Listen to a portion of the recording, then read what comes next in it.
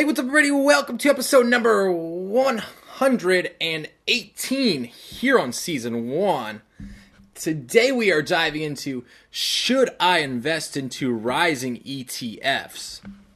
This question comes from Dee Dva Hayes, and she asks, is it better to keep more money in ETFs that are doing better than others, or just keep them all at the same amount, depending on the dividend percentage you pay out?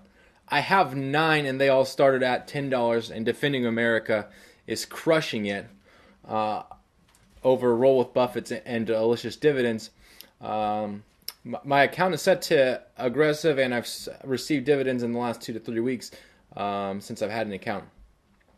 So this kind of question is more of a predictive kind of question about what the market is going to do. If a ETF is rising, will it continue to rise? All that kind of stuff is completely, mostly unknown based upon how a chart looks. So if it's like, oh, it's rising, it's very hard to predict unless you use like technical analysis, which doesn't really work all the time. And so what I would recommend is setting basic rules and guidelines to follow in order to invest in ETFs. So for me, when I look at investing into an ETF, I look at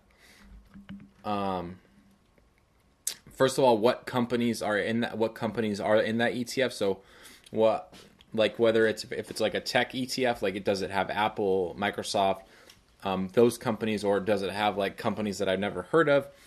And then I also would consider, if I was really seriously considering investing into an ETF, I would look at how those companies have been doing over the last 5 years or so, based upon their financial statements, not so much their charts.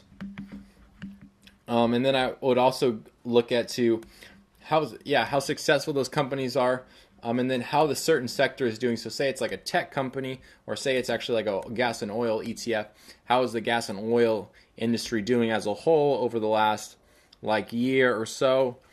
And is there other competing markets that are now getting a lot of attention and that kind of stuff, because that'll deflate a market. And then lastly, I would look at whether an ETF is undervalued.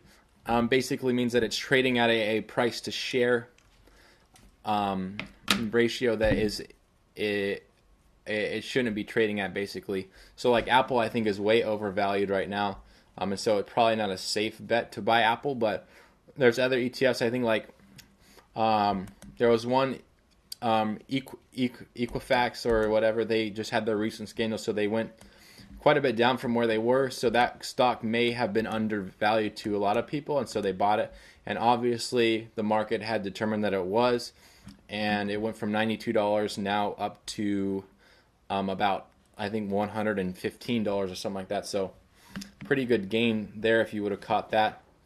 And then lastly, has this ETF or these companies been paying consistent dividends over the last 5 years or so? So that's what I'm looking at when I look into invest seriously into an ETF. I don't really look at, is it going up or down, because if it's paying dividends, it'll help hedge against a decrease on the stock altogether. And then also, if it's undervalued, once the market realizes that it is undervalued, it'll definitely bring it back up to market value, which means that you'll get some consistent returns there too. So as far as the question, I wouldn't invest just because a stock continues to go up. No. I would probably keep most of my percentages similar. Obviously, I would let them probably run for a year or so, and just to kind of test the waters. You could probably even do 6 months or 3 months and then rebalance your account after that amount of time. I would not do it every single time you get a gain or a loss. That's pretty much basics. I would also make sure that you're invested at least 20 to 25% or 25% or more into bonds, because that'll help hedge your account against an inflation as well, and keep your account pretty stable while still giving you those big returns from those more risky ETFs. But anyways, I hope that answers your question a little bit on how I invest in ETFs. Right now, I'm not really strategic on stash. I just kind of put money in. I deposit $20 a week, and I'm trying to buy every single ETF. So there's a little bit of strategy there, because I do keep my delicious dividends at 25%, and I'm working on getting my park my cash up to 30% also, and then I'll go ahead and put gold up to 10%. But other than that, I pretty much just have no strategy and just go for it. Well, I guess that's not true. I do have a strategy, but I don't really look in hardcore into ETFs right now, because honestly, I don't have a whole lot of time to sit there and read a whole bunch of financial statements and that kind of thing. So anyways, let's go ahead and dive into the question of the day. And wow, my phone just locked. Really. The question of the day is, when was the last time you saw, or what was the last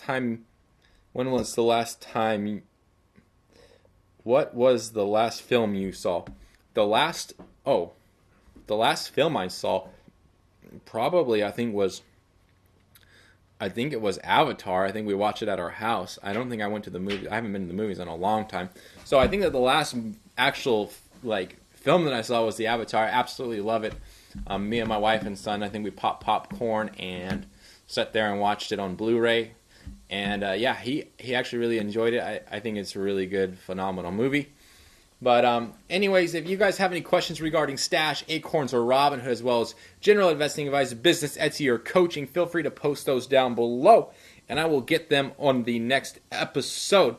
By the way, you're not going to want to miss tomorrow. I'm bringing on my brother later today, and we're going to film, and then tomorrow I'll have a video uploaded. We're going to compare a $5 a day into Acorns versus a $20 bi-weekly, and compare it and kind of talk about our returns and that kind of thing. So anyways, you're not going to want to miss that. But until next time, don't forget to subscribe right up here and check out my actual trading strategy on Stash. And then check out this other video right here. And as always, thank you for watching. I really appreciate it.